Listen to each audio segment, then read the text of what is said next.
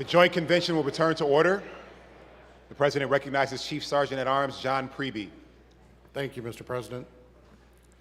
The Governor of the great state of Michigan, the Honorable Gretchen Whitmer, and the first family await entrance to the Joint Convention. Will the Special Committee please escort the Governor and her family to their seats in the rostrum?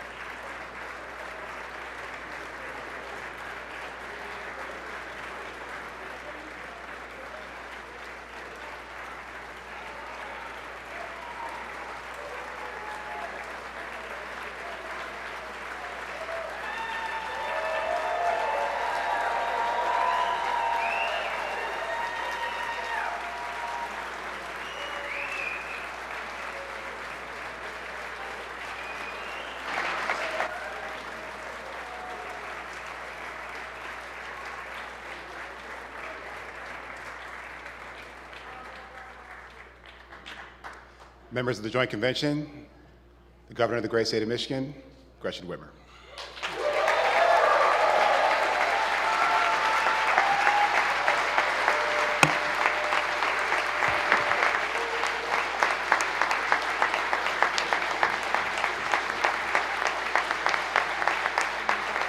Thank you. Thank you. Good evening, Michigan, the home of the best football in the country, am I right?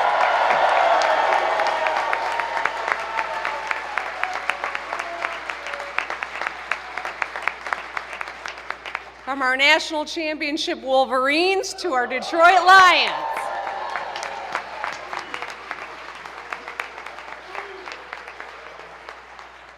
I'm excited to be here tonight between two leaders who have gotten a lot done over the past year. My good friend, Speaker Joe Tate, and my good friend, Winnie Brinks, the Senate Majority Leader.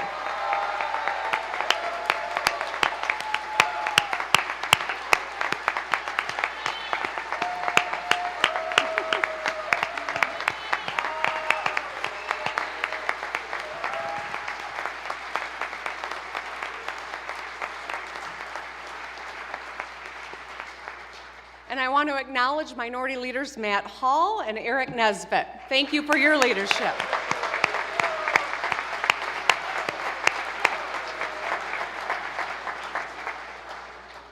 And a happy early birthday to you, Senator Nesbitt. Tomorrow, I know. All right.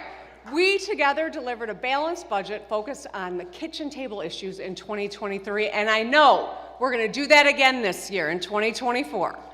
And I want to acknowledge so many incredible partners that I have in governance. Lieutenant Governor Garland Gilchrist,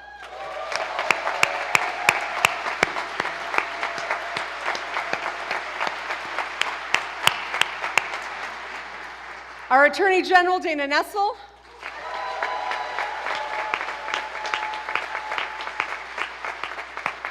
and Secretary of State Jocelyn Benson.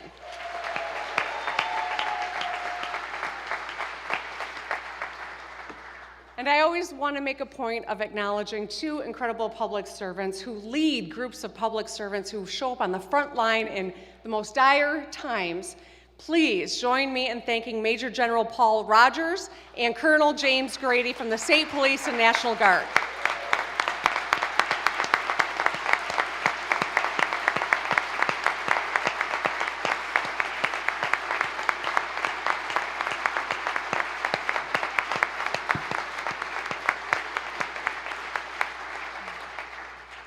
To our state employees, my cabinet, and my executive office team, thank you for your tireless efforts on behalf of the people of Michigan.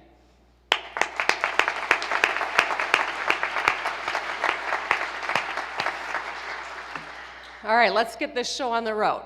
Like some of you, I am a product of the 80s. I love big hair and bold leather jackets, classic movies, and of course, classic rock. And all great albums from the 80s have some things in common.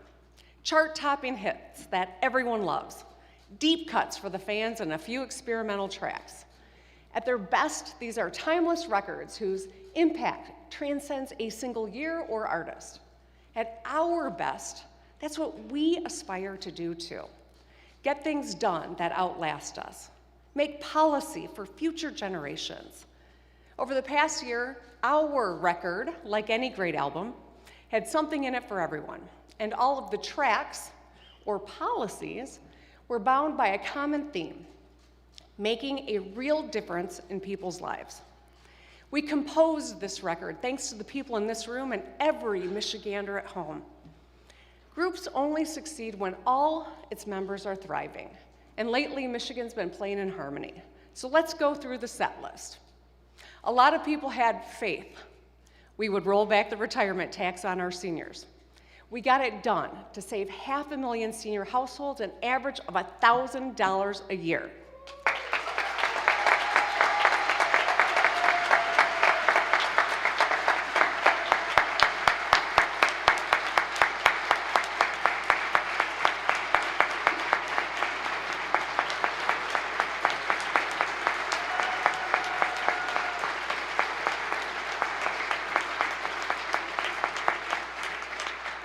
We rolled back this tax, and I want to thank Representative Angela Whitwer for her leadership.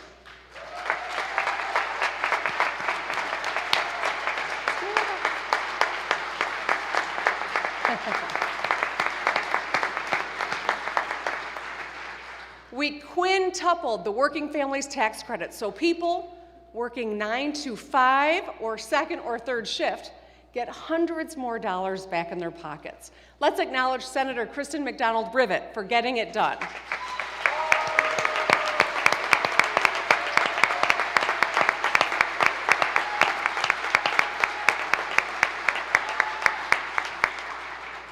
This year, the Senate and the House Democratic legislative majorities delivered $1 billion in tax relief. This year, seniors will keep more of what they earned, and hundreds of thousands of working families will get refund checks, putting money back in their pockets to help with groceries or gas or home repairs. We all know that girls just want to have fun and pay down debt, so we did. Since I took office, we have paid down $18 billion of state debt. We brought our rainy day fund to an all-time high of nearly $2 billion. We've even created a new rainy day fund for our schools and put nearly $500 million into it. We are making great strides, and we won't back down in our fight to protect reproductive freedom.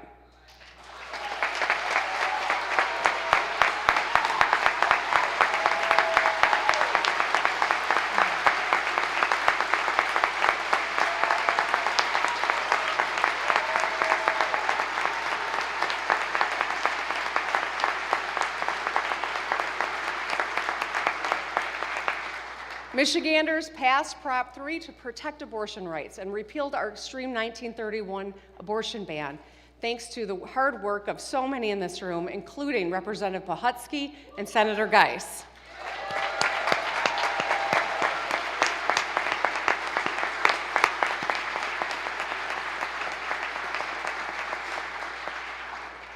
And for every sweet child of ours in Michigan, we have made school, lunch, and breakfast free of charge for every Michigan child.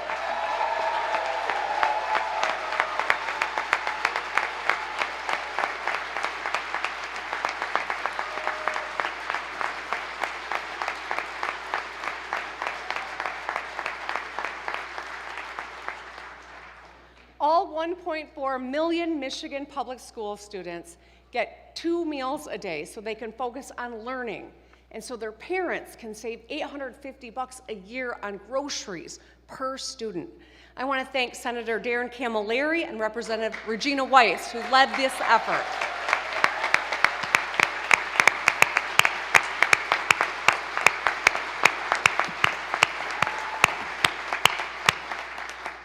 When I introduce my next budget, we're going to keep feeding students and lowering grocery bills for families.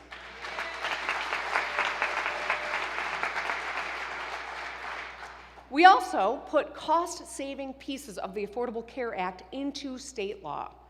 You might be wondering, what's cost got to do with it? Now young people can stay on their parents' insurance until they turn 26, and you can't be charged more for having a pre-existing condition.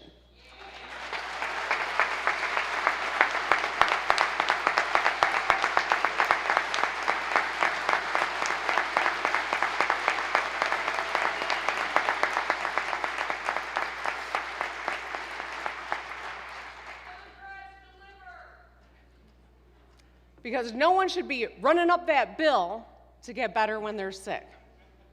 Okay. We got a little more coffee before the next day of the state. While some folks in Washington are trying to repeal the ACA and strip health care away for kids and seniors and working families, we got your back like a rock here in Michigan.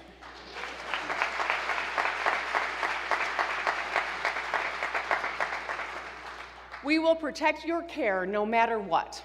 I want to thank Representative Matt Kolazar and Senator Kevin Hertel for their work on this issue.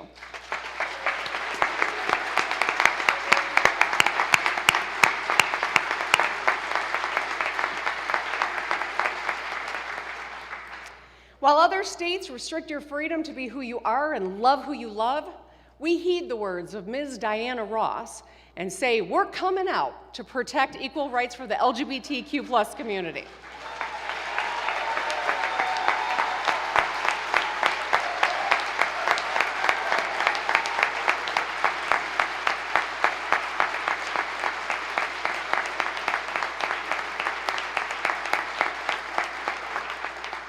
Thank you, Senator Moss, and of course, Representative Hoskin, for your work on this.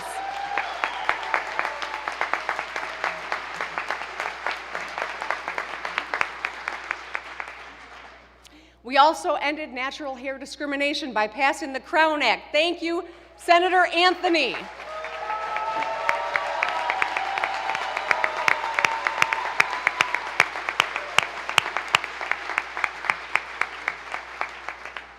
And finally, to protect every breath you take and our Great Lakes, we enacted a historic clean energy package. Together, we will reach 100% clean energy by 2040, lower the cost of household utilities by an average of $145 a year, and create thousands of good-paying jobs backed by the strongest labor standards in the country. We will make more energy here with American workers.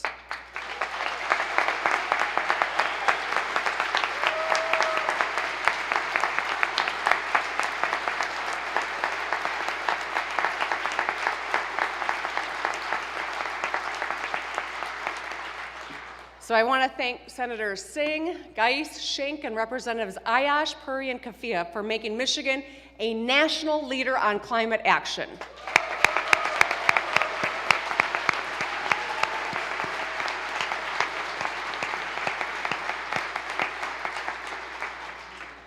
So we have a heck of a record, and we are starting 2024 fired up. My fellow Michiganders, the state of our state is ready to rock.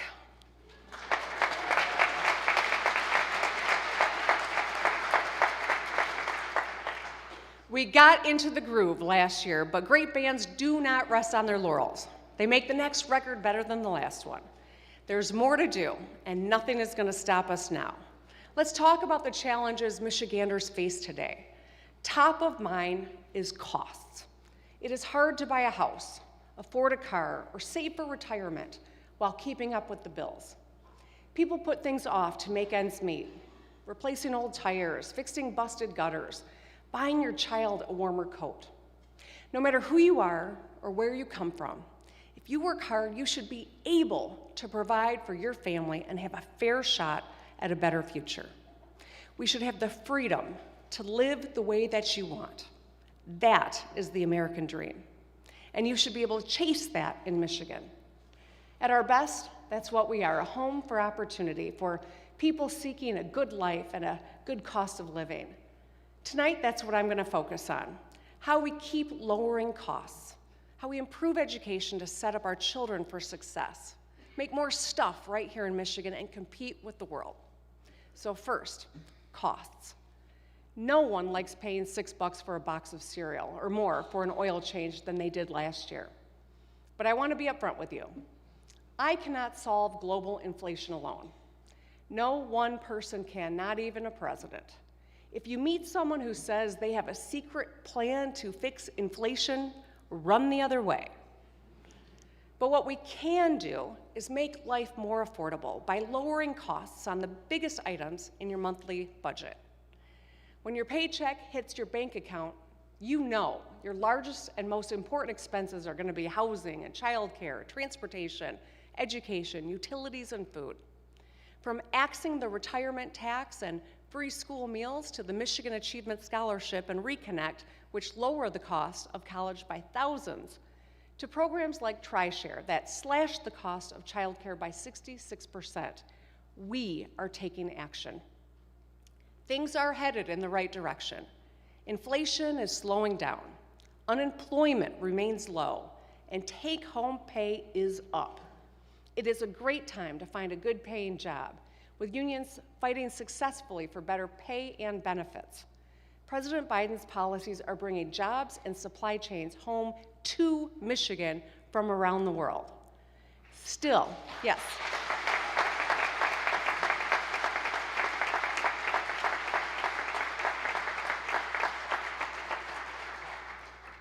Still, Michiganders need more breathing room. This year, we will continue our work to lower costs on the biggest items in your budget. So let's jump in. A few weeks ago, I rolled out the Michigan Vehicle Rebate, a plan to lower the cost of buying a new car with a $1,000 rebate off any car and $2,000 for electric vehicles. If it was assembled by a union, you get an extra $500, so that's up to $2,500 off. The My Vehicle Rebate would be offered at the point of sale, so you actually save money as you walk out of the dealership. Michigan's auto industry has been the backbone of our economy for a century, powered by the men and women of the UAW who negotiated and ratified a record contract last year.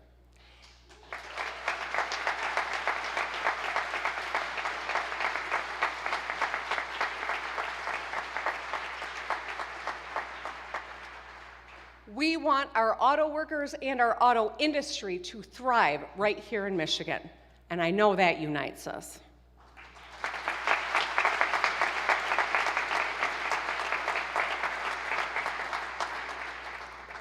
So let's help them both do what they do best, make the world's best cars and trucks. With the My Vehicle Rebate, we can lower costs and support the ongoing transition to an all-electric, union-made future. Next, housing. Usually the largest expense in anyone's budget. Right now, too many families spend more than half their income on their rent or mortgage. Our housing stock is old. Nearly half of all units in Michigan were built before 1970. Young people cite housing affordability as one of their top concerns. These are statewide challenges. In Traverse City, school districts need housing for teachers who have nowhere else to live. On the west side and in the UP, there just aren't enough homes for growing families. And I know Detroiters see higher rates when they re-sign. In other words, the rent is too damn high and we don't have enough damn housing.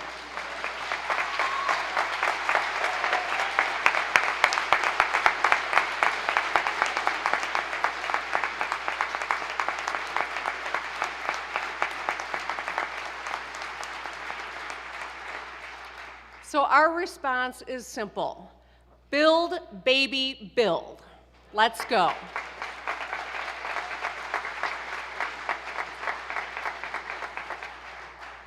Our target is clear. In Michigan's first ever statewide housing plan that I commissioned last year, we set a goal of 75,000 new or refurbished units in 5 years, and we are headed in the right direction. In the 5 years since I took office, we've invested double what we did the previous 8 years to build or rehabilitate 34,000 housing units, supporting 20,000 good-paying construction jobs in the process. Our local partners are getting it done too. From November 2022 to November 2023, our 4 largest counties, Wayne, Oakland, Macomb, and Kent, permitted over 8,000 units. In 2024, let's keep going. 2024, let's build more of every kind of housing, single-family homes, apartments, mixed-use buildings. In 2024, we will make the largest investment to build housing in Michigan history. Let's get it done.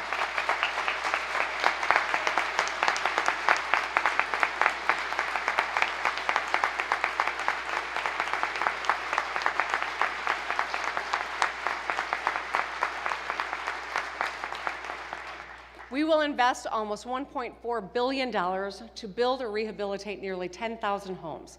That's 10 times what we put into housing just 10 years ago. Getting this done will support thousands of good-paying middle-class jobs in the skilled trades, from pipe fitters and carpenters to bricklayers and roofers. Let's get it done. Housing is a serious challenge, so we're making this serious investment. It's about so much more than just a roof over your head. Housing builds generational wealth. It forms the foundation for success in school, in work, in life. Let's work together to build more housing so every Michigander has an affordable place to call home. Finally, I'm calling for a new caregiver tax credit that'll put money in the pockets of Michiganders who care for an aging or sick relative. I know how tiring caregiving can be, especially when you're juggling a career and kids of your own. When I was sandwiched between my newborn daughter and my mom, who was dying from brain cancer, I was pushed to my limit, despite having resources and help. I know a lot of people are concerned about how much it'll take, or is taking, to care for aging parents, financially and emotionally. Maybe you're concerned about how your kids would take care of you while living their own lives. The new Caring for My Family tax credit could save thousands of Michigan families up to $5,000 on their taxes.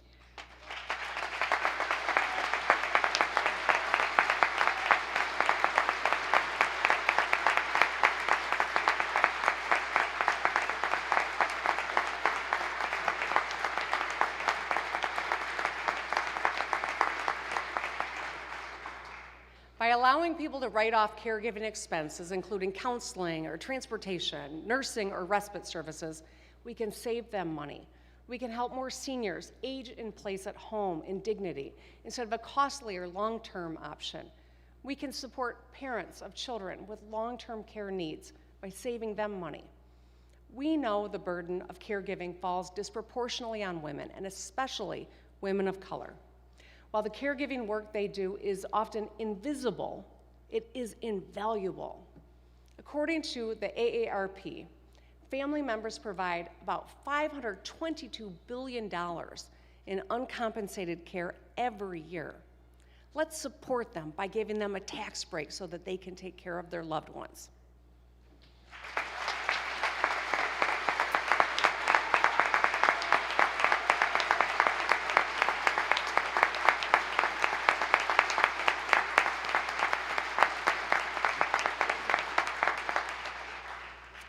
Now let's talk about education.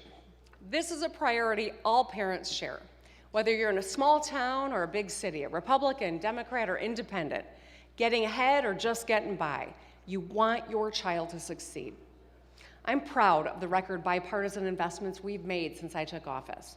Republicans and Democrats came together to raise per pupil funding by 22% in the last 5 years.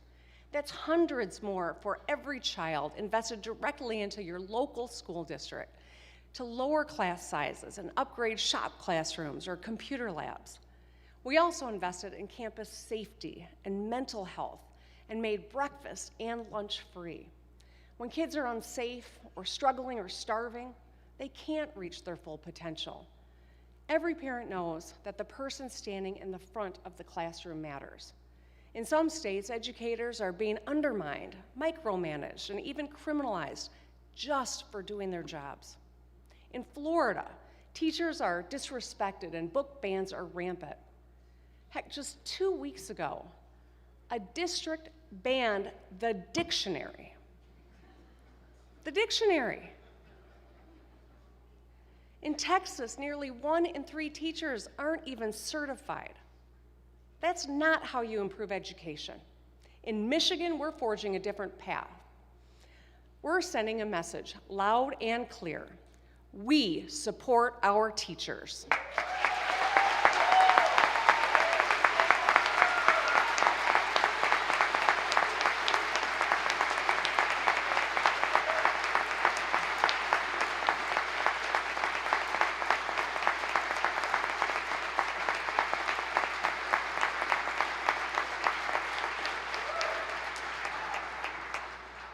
We walk the walk. We fund scholarships for future educators, pay student teachers, and help full-time teachers with their student loans so they stay in Michigan. We accept out-of-state certificates, so if you have experience, you can enter the classroom without jumping through bureaucratic hoops. As a result, enrollment rates in Michigan's teacher prep programs are beating other states. So a message to America's teachers: if you want to teach, we want you here.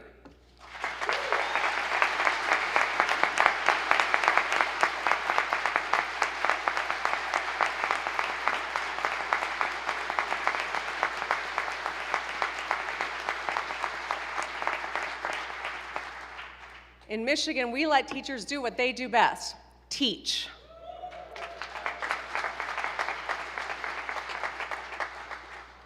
We know education in Michigan needs more support and more work, and we want student outcomes to exceed our expectations. We need to better prepare students for success after they graduate, whether they go right into the workforce or enter community college, trade school, or a 4-year university. There is no correct path, but every person deserves a path. It depends on the person what theirs is. What we can do is get everyone ready. A big part of that is starting education earlier and continuing later. 4-year-olds who go to pre-K arrive at kindergarten better prepared to learn. They're more likely to graduate, go to college, and earn more over their lifetime. And we know higher education or skills training leads to higher incomes. If you get an associate's degree, you can earn $23,000 more a year. The best paying jobs today and in our future economy require some education after high school. So we must support our kids from pre-K through post-secondary to prosperity. Last year, I proposed pre-K for all by the end of 2026, saving families about $10,000 a year and giving every child a solid academic foundation. Together, we're changing our definition of education to include pre-K. And last year, we expanded pre-K to 5,600 more students. And you know what? This year, we're going to go a heck of a lot further. In our next budget, let's deliver pre-K for every single 4-year-old in Michigan 2 years ahead of schedule.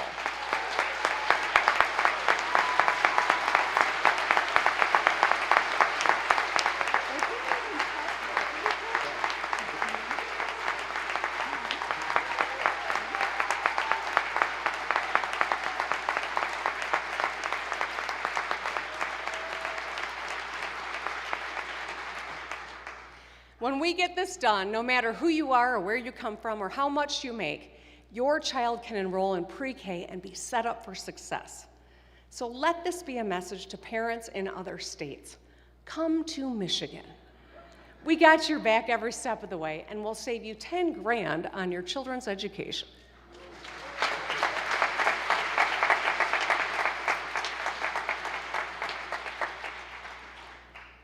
We need to be a state of lifelong learners, and we know that education does not end after high school graduation. And that's why we've lowered the cost of college with the Michigan Achievement Scholarship, saving thousands.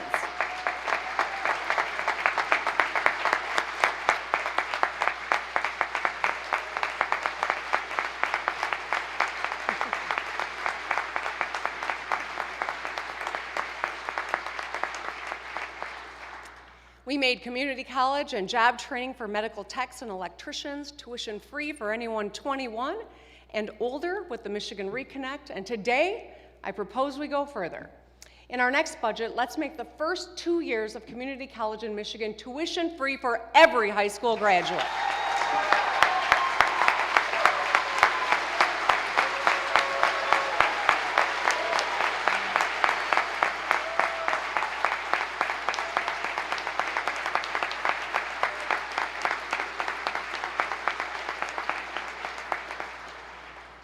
As Michiganders pursue an associate's degree or a skills certificate at a community college, they can save an average of $4,000 on tuition. This is a transformational opportunity for graduating seniors and will help us achieve our 60 by 30 goal, having 60% of our adult population with post-secondary skills training or a degree by 2030. We are broadening our vision of education beyond K through 12. Every single Michigander should be able to count on a free public education from pre-K through community college. That's the Michigan Guarantee. Let's get it done.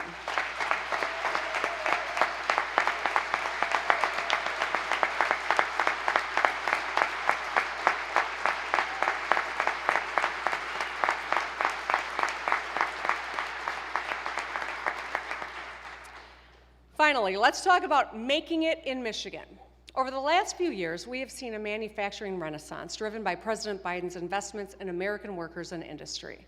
It is happening nationwide with 800,000 manufacturing jobs added since 2021. Companies are investing in America, and especially in Michigan, in a big way. We're competing and winning the future of the auto industry, making cars and semiconductors and batteries here instead of China. You may have heard about expansions by the Big Three in Detroit, Lansing, and Flint, but there are so many businesses from other states and nations expanding or moving to Michigan. Calumet Electronics in the Keweenaw Peninsula, Nell Hydrogen's Gigafactory in Plymouth Charter Township, Scout Motors R&D Hub in Novi, Fortescue's battery plant in Detroit, Hydro Aluminum Recycling Facility in Cassopolis, Michigan, and SK Siltron semiconductor wafer plant in Bay City. We are showing the world that we make a lot more than just cars. In the decades ahead, we will dominate manufacturing of batteries and chips and clean energy too. To keep winning, we must upgrade our economic development toolkit. We can and must outcompete our neighbors. Tonight, I want to talk about some new tools. We know Michigan is home to a lot of research and development, or R&D, thanks to our leading universities and businesses. Unfortunately, we are one of just a handful of states without a tax credit to incentivize R&D. Every other Midwestern state has one. An R&D tax credit will unleash innovation while lowering costs for businesses. Let's get it done.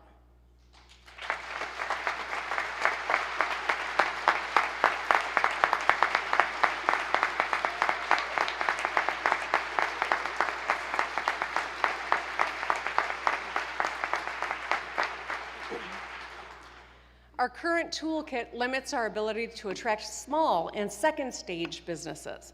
So let's start the Hire Michigan Fund to lower overall payroll taxes for these firms. The value here is simple. The more you hire in Michigan, the more you should save in Michigan. We had a similar bipartisan program years ago that worked well. Let's bring it back because, well, everyone loves a throwback, right? We also, thank you.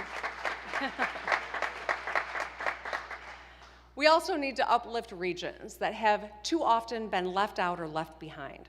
Renaissance zones are strategically selected areas that with lower taxes for businesses and entrepreneurs so we can drive investment and create local jobs.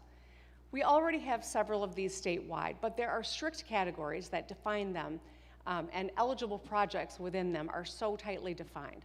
Let's simplify these into a single flexible category to incentivize growth in Michigan. And finally, let's establish an innovation fund to invest in high growth startups that will create the future right here in Michigan. Right now, we have no state level mechanism to attract and retain promising young companies. With the new innovation fund, we can launch hundreds of new Michigan-based startups and create thousands of jobs. Together, we're going to build the infrastructure for innovation so founders can start and build their companies right here in Michigan.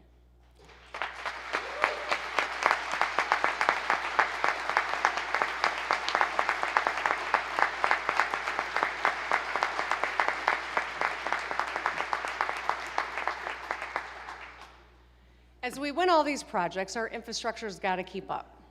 The Growing Michigan Together Council identified infrastructure as one of the keys to growing our population. That's why we are fixing the damn roads and bridges and pipes and everything in between. Since I took office, we have fixed 20,000 lane miles of road and 1,400 bridges, supporting 118,000 good-paying jobs. I know you saw it last year. Our state flower, the orange beryl, was in full bloom.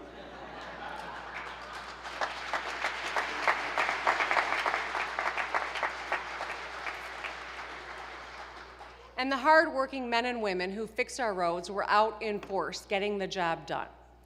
4 years ago, I stood at this rostrum and rolled out the Rebuilding Michigan Plan, a $3.5 billion investment to fix our roads while supporting over 45,000 jobs without raising taxes by a dime.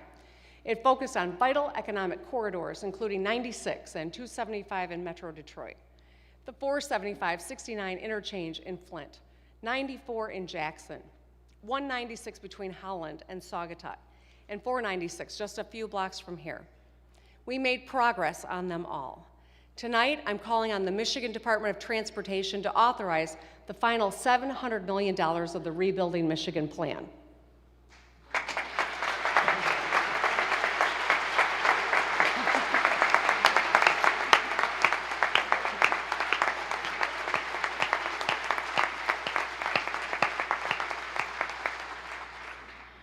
The final round of projects includes 94 along Metro Airport in Detroit, 696 from Southfield through Warren, and a bridge in Erie Township. The Rebuilding Michigan Plan is making commutes safer, saving drivers time and money, and allowing businesses to ship products more easily across Michigan. Let's keep fixing those damn roads.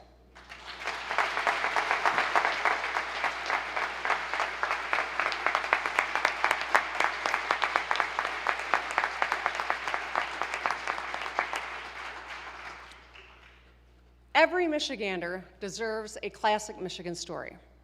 You work hard, follow your dreams, and build a great life. When you get knocked down, you get up again. You keep fighting. That's what makes us special. Heck, just look at our Lions.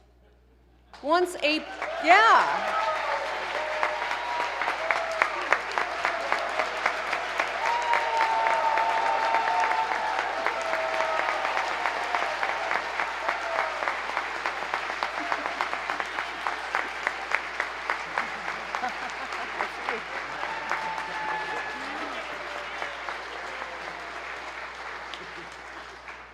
Once a punchline are now a powerhouse they've dominated by centering the grit that defines every Michigander.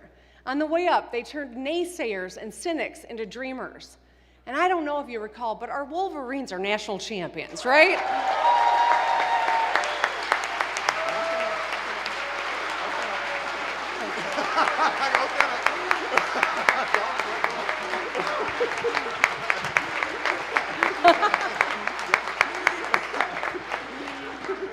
Oh, I'm looking at my fellow Spartans. I know it's hard sometimes. But both these incredible teams are showing the country what Michigan is all about. That story, our story, can be seen in our people's stories. Tonight I want to tell you one about a woman named Elaine. Elaine is here with us today. Elaine, if you wouldn't mind standing. She's right there.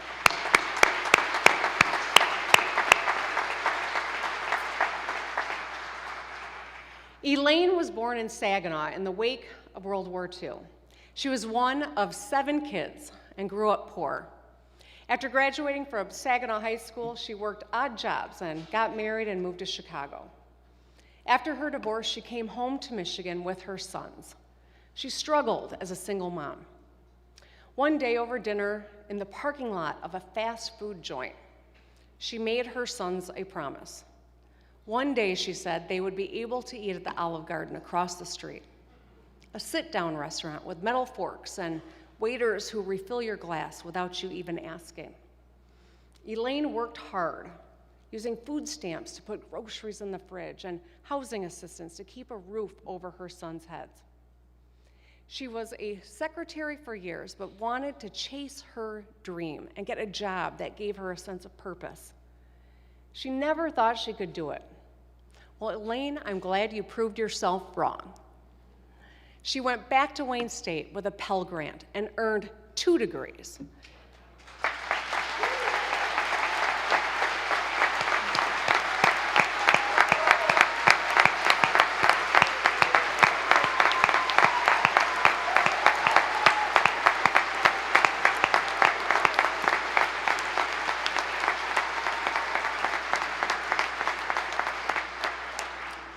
After graduating with her master's in social work at 45, she had a successful career in Saginaw.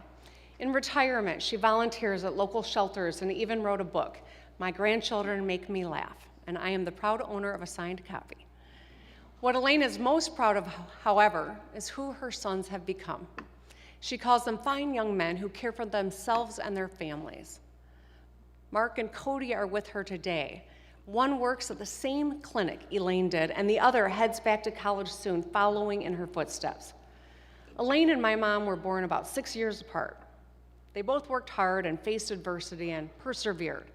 They're both strong, proud women from Michigan, and that's a badge of honor.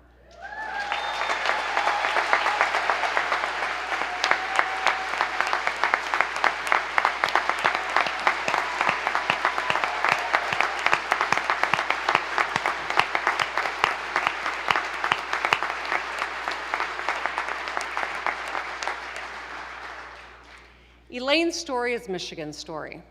She had simple dreams for her kids. She wanted them to get a great education and eat at a restaurant occasionally. She wanted them to have hope and be good people. Tonight's proposals that we are focused on are so that we can make more stories like Elaine's possible here in Michigan. We'll build a Michigan where if you get knocked down, you have the support you need to get back up. Lowering costs on the biggest items in your budget, improving education so your kids can thrive, and ensuring you can make it no matter who you are or what you've been through. We will deliver real change for people right now and for Michiganders for generations to come. That's what our work is about, getting things done for people we've never met, people like Elaine, a mom who can afford a nicer place to live in a new housing that we are building, someone who can get their associate's degree tuition-free with the Michigan Reconnect, making more time to study in the mornings because our parents don't have to pack a lunch for their kids, being able to drive them to school on safe roads where they know that they will be taught by a skilled educator and receive a public education from pre-K through community college. We are a state of humble, hey, go at it.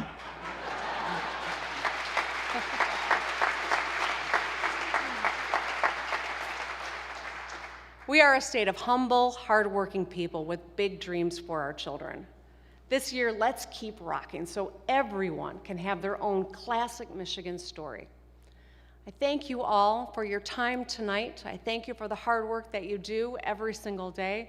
I encourage you to drive safe, root for the Lions, and have a good night. Let's go.